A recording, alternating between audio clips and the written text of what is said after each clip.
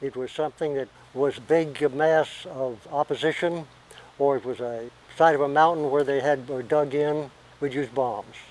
If we had something a little bit more specific than that, we could use the rockets. And the 5-inch rockets were pretty accurate. And then if it was really troops attacking our troops, we would primarily use the 50 calibers.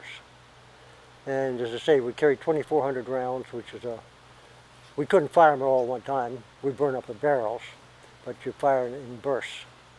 I remember the first time I did it.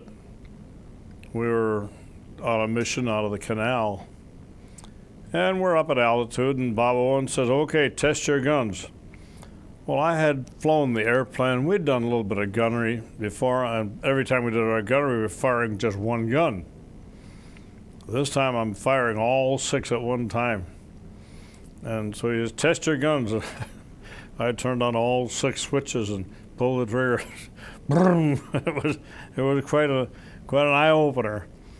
You'd be on a strafing run or something like that. You'd fire those 6 machine guns, and you could feel the airplane slow down from the recoil. Just a measurable feeling. And then, of course, if you fired all 6 guns at one time, that's when it really shook. When you fired all 650s at one time, actually slowed you down a little bit.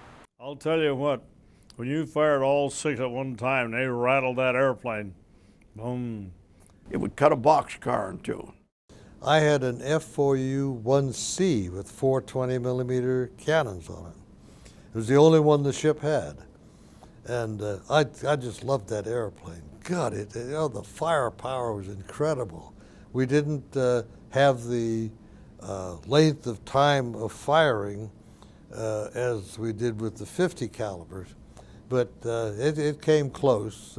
They put longer trays on it because there were two less guns in the Ford rather than the 650s. Maybe the 650s were a little better for air-to-air, but the 420s were a little better for air-to-ground.